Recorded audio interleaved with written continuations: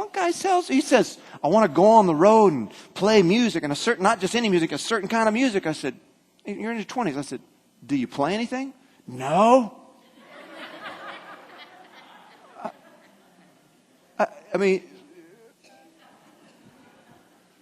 that's what your passion will get you. I started to call this the Passion of the Christ. And one day I'm going to preach a message called The Passion. And let's look at what Jesus was passionate about. Oh, I just feel passionate. I just so want to die on the cross. And I want to have nails put in my hands. No. He had values. What's important? Pleasing the Father. Now there's a value. I want to be pleasing to the Father. Write that down. Is a college degree important to you? Yeah, but I'm not passionate about English. Who cares about your passion? If it's important, put it down. Values. You young people, you need to start creating right now. I don't say forget your passion. I pray it's being bubbling. But you won't be able to start with your passion. If you're trying to find your major based on your passion, you're not going to find it. What's important to you? A college degree? Put it down there. Living for Jesus, that's valuable. Being debt-free someday, that's valuable. Write your values down. Jesus didn't go to the cross because he was passionate about being in pain. That was the cost. The value was you. For the joy set before him, that's you. He endured the cross. And this whole culture's shaped around, well, I'm just looking for what just brings me so much pleasure. Drop that. That's stupid worldly thinking. Be transformed. I'm giving you some stuff to be transformed by. If you're conformed to the world, you'll be 30 years old and still wondering, what's my passion? Bad question. But I'll tell you some good news. Build your life around values. And one day you'll wake up being passionate about some things. Start like, let me say it, real men start. Accomplish some things that are hard, but valuable. It wasn't easy for Jesus. He didn't enjoy the cross, but it was valuable to him to get it done. And he is our example. Purpose. Anyway, you got that whole message for free. Purpose. And the last one is security. We're craving security, acceptance, identity, purpose, and security. Everybody here would love to know I am loved. There's nothing I can do to shake love. And we keep asking people. There's a thing we call just the principle of transference on those four needs right now. And young people, please listen to me. I'm going to help you. And listen, I had so many adults after the first service come up. We didn't have any teenagers. And they said, boy, thank you. We have this principle of transference. You get up every morning trying to get these four things happening in your life. As basic as this is how life works. And what we do is we transfer this weight that really only God can fulfill. We put it on the people around us. We put it on our friends, and we put it on our wife or our husband, and we tell them, meet these needs for us. There's a passage of Scripture in John chapter 4, I believe it is, where Jesus goes to Samaria. He goes to meet a woman at the well. And he goes up to drink, and he had sent the disciples to go get lunch, and he was there at noon by himself, and it's hot, and he's talking to this woman who had shown up by herself to draw water. And she says, well, how are you going to draw water? You don't have anything to draw water with. And he says something unique to her. He said, young lady, I have water that you know not of, and if you would drink from me, you'll never thirst again. She said, what? Well, then give me some of this water. And he said, all right, I want to give you some of my water. Go get your husband. She said, well, I don't have a husband. He said, you have said correctly, you don't have a husband. You've had 5 husbands. And the cowboy you're with now, you're just living with him. And she said, I perceive you're a prophet. And again, the thing to learn there, now, if Jesus starts to catch you in something, compliment him. Or throw him off the trail. Quite frankly, this was a woman who knew men. This is a woman after 5 men. I mean, you don't know everything about men, but you know something about men after 5 of them. And she knew, quite frankly, that we love to have our egos stroked, and she went with the tools in the toolbox.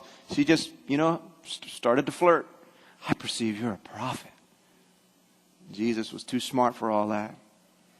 He said this he told her everything that was wrong with her, but he didn't do it in a way that made her feel crushed. She felt life come. And in essence, what he was saying to her is, young lady, I created you with these needs. And you've been working your whole life trying to get some man to fulfill what no man can do. You've transferred the weight of that onto men, and you've gone through 5 marriages. And here's the deal. You're drinking from the wrong well. You're drinking from the wrong well. Young ladies, I'll just tell you, everything inside of you is going to crave boyfriends. And I understand, boyfriends and girlfriends and all that, and it's crazy. I'm the parent of, a girl crazy guy over here. And, I understand the age, and I understand, and quite frankly, I was your age once. And I got a great-looking wife, so I get this. But I do want to speak to you young ladies. It is an easy trap to get into because of your own insecurities and your desperation to have somebody accept you and love you and make you feel important, that you think you can find it if you could just find the right boyfriend. And I'll give you some help. Some of you will take me up on it, some of you won't. It's not there. Boys are goofy. I am one, that's why I can say they don't multitask up here.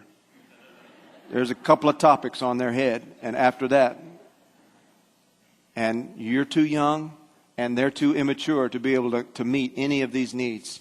But world thinking says this: if I can just find the right guy, if I can just find the right girl, they will make me feel, they will meet these needs. And I want to let you know, here's the coolest thing about God. I learned this in Israel, actually. I saw this in Israel. When we went to Israel, and I saw the dilemma between Arab and Jew. And right now the solution is put the Palestinians in a town and put a fence around them and shove them in there. And I'd be mad if I was them too. You know what I'm saying? It's a solution, but it's a lousy one. And people have been fighting over there trying to find the solution for these two. And here's what I learned when we went over there. This is a holy setup by God. God has set up the Arab, Isaac and Ishmael live side by side and are angry with each other and are trying to find some political solution. There is no political solution. In your lifetime, if there's 1,000 years out in front of us before Jesus comes back, there's no political solution. God has created a situation where He alone is the only solution. Without God in the middle of His people, of Isaac and Ishmael, without Him in the middle, there is no solution. The only place where there's love between Jew and Arab is in these Messianic churches and in these churches where people are coming to Jesus. The only solution is God. Now, let me break that down. In marriages, I've sat with many marriages and looked at many people where one's pointing at the other going, they don't make me happy. I mean, they say it 1,000 different ways, but they're not doing this and they're not doing that and she's not doing this and she's not doing this. And let me just take the pressure off all you marriages. You cannot make your wife happy and your wife can't make you happy. They can't. There's needs that we meet with one another as married couples. And we can help and support. But at the end of the day, you can't find the right wife or the right husband. And Jesus was telling this young lady, you're not going to find what you're looking for in another human. You're drinking from the wrong well. And if you ask me, what is the most important element to successful marriage? It's no technique. It is this, that I and my wife learn to drink from His well for our needs so that we can give to one another. I can't make her happy. She can't make me happy. We have happiness together. We have our moments. We can distract each other from our unhappiness. But these needs can't be met any other way. And here's the thing, and I come back to Michael Jackson. God's made Israel that way. He's made marriage that way. And He created you. You can't function healthy without Him. It's a setup. And all of the things that we've come up with to distract us, once you've achieved money, wealth, fame, all the things that should make you happy, if you don't find Jesus, then you're going to jump out of a building. There's a reason why Hollywood spends more money on gurus and counseling and their drugs and their humming and their and whatever else